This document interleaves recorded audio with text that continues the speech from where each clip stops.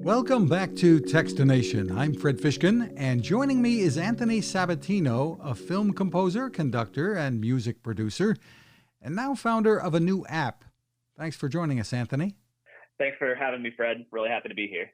Well, the app you've created is called TableTop Tunes. Tell us what it's all about. Yeah, so TableTop Tunes is the first of its kind adaptive music application for board games and tabletop gaming. Essentially what we did was we took the model of video game scores and film scores and applied it to board games. And with board games, it could be very linear, especially if you're playing an RPG like Dungeons and Dragons or Pathfinder or Call of Cthulhu. So what we wanted to do is be able to create a system where you can easily change the music depending on where you are in the game, what's happening, and to give you a really immersive experience when playing these games. So it can really transform the experience through music, which I think is really what really sells the experience for movies and games. And is it designed for you to be playing the music through an app on your phone while you're playing the tabletop game?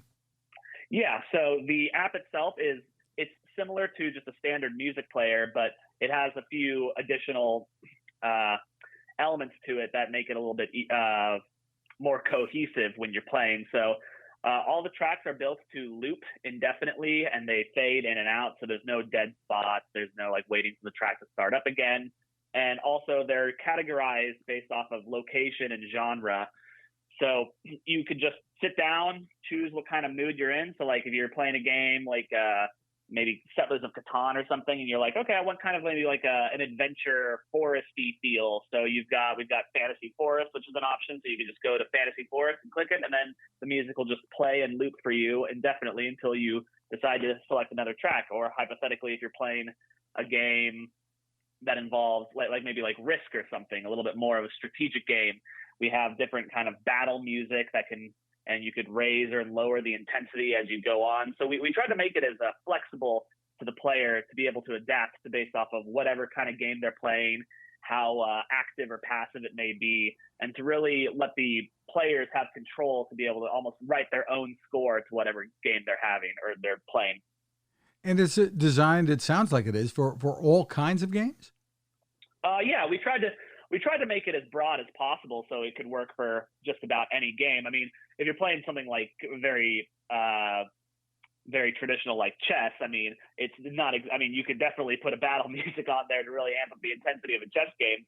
But it's really we really tried to build it to give a narrative arc to whatever game you may be playing, and we tried to make it as, like I said, as broad as possible so it could fit as many games as possible. But we also wanted to make sure that it wasn't so broad that it was inaccessible to other games. So it's kind of a mix, and we designed it specifically kind of more for fantasy games at this point, but the music works for all kinds of different games.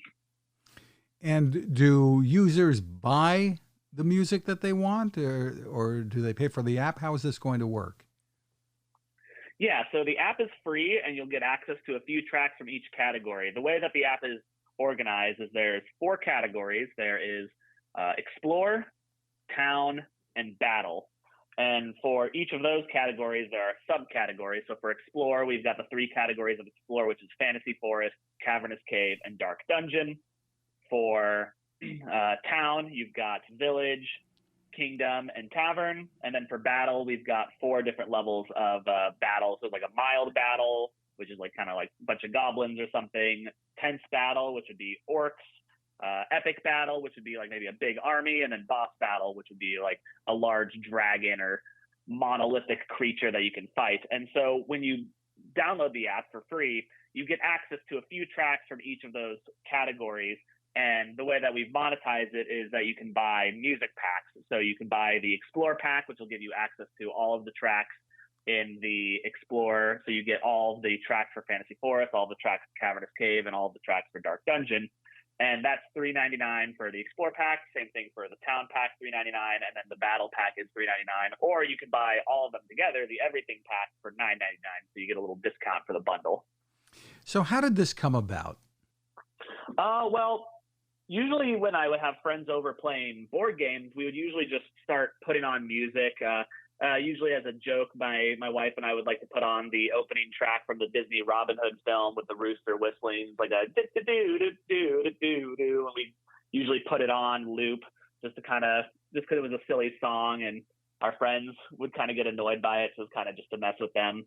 And then we would sometimes also look for other playlists. We'd bring on classic RuneScape music just because it was nostalgic for us. But if we ever tried to like find a playlist, it would be very difficult to find music that was either really high quality or really consistent as far as both quality and volume level. So like I'd be playing it through my speakers and you'd have like a one really quiet track, and then all of a sudden the next track is exploding and shaking the entire apartment. And so I was thinking it would be really cool to have a system kind of like a video game score, but for board games. So you could kind of write and create your own score to your game. And I was like thinking, man, that'd be really cool if that existed. And then I just thought, you know what, the hell with it. I'll just make it happen. So I started doing some research on that, and I didn't see any really solid apps out there that really did what I was hoping for it to do. I mean, there's some playlists out there, but again, like I said, inconsistent, not to the quality that I would have enjoyed. And so I started kind of doing some research. The only problem is I didn't really have someone to program it, because I know how to do a little bit of like base level programming and scripting, but I'm not a programmer by any means. But then when I was visiting a synth shop in LA, I ran into a friend of mine from undergrad at Berklee College of Music, Jacob Johnson, and we were both in an audio programming class together. And I remember he was just a whiz at everything. He blew everyone out of the water with his programming skills for audio applications and stuff. And so I ran into him and we chatted. And then a few weeks later, I reached out to him. I was like, hey, I've got an idea if you want to meet for maybe some bubble tea or coffee or something, and I could tell you about it. And he was like, okay, sure. And so we went, met up in the Glendale area, and I pitched the idea to him. He thought it was really cool. He liked it. And so we started working on that. That was back in October 2019. And so we kind of started doing some preparation, pre-production stuff of kind of figuring out what the scope was for the application, how much music we wanted to put into it, how we would organize it, how the system would possibly work. And then about early 2020, we started actually getting the footwork. I started writing some music. He started kind of building the application through Xcode. And then we just kind of kept going and going. And now we're finally in the home stretch, and we'll be releasing any day now. Did you create the music for this, or did you find music to plug in? Yeah, so I wrote and produced all of the music for the application. Just because, well, one is, I mean, as a composer, you know, I like to write music and whatnot, but it was also one of those things where it's like, it's good to, you know, get the composer muscles working every now and again, especially like during COVID, things slowed down so much for music and entertainment work. So I was just like, okay, this will be good. I'll have something to work on, write music for as well when work has slowed down a bit.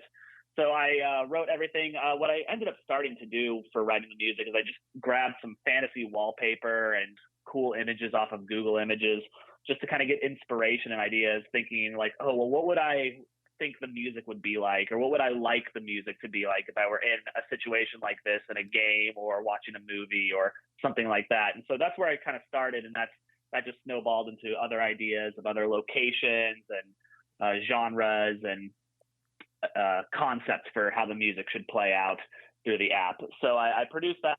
Most of it was probably April 2020 till about maybe July 2020. So it was about a 4 or 5 month period that I wrote all the music for the application. And almost all of the music is virtual instruments, but I did record a few soloists. I recorded live cello, live flute, live guitar, and a little bit of a dulcimer as well, and violin and erhu, which is an East Asian instrument, and then trumpet. So I got a few live instruments in there, but most of the music is virtual instruments in the box, kind of DAW sample library stuff. Interesting. So tell us about availability. It's I guess we can say like coming soon.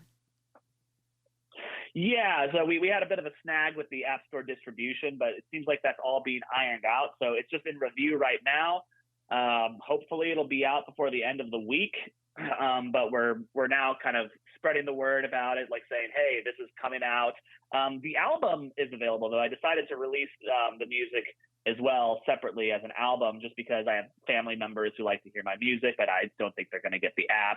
And then just for people who maybe want to listen to the music outside of the app environment, I just thought it would be a little bit more flexible. But obviously the point of it is to use the app, because the app has specific mechanics built in that you can't really get through a traditional audio music player like Spotify or Apple Music or iTunes or any of that stuff.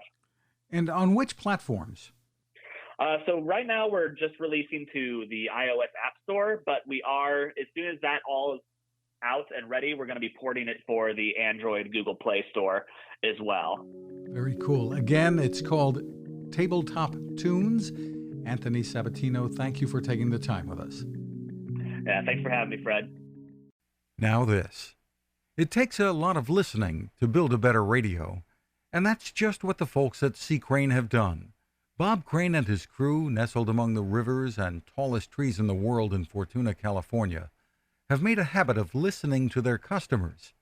And that's just what they've done in building the CC Skywave SSB, the Swiss Army knife of portable radios.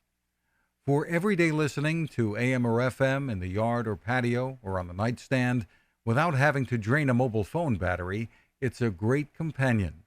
But it is also a companion equipped for NOAA weather information and alerts that can be life-saving. You can listen to FEMA and Coast Guard transmissions too. Beyond all of that, you can tune into shortwave signals from around the world. It's compact, easy to take with you, and built to last. The CC Skywave SSB. Click on the link at Techstination.com.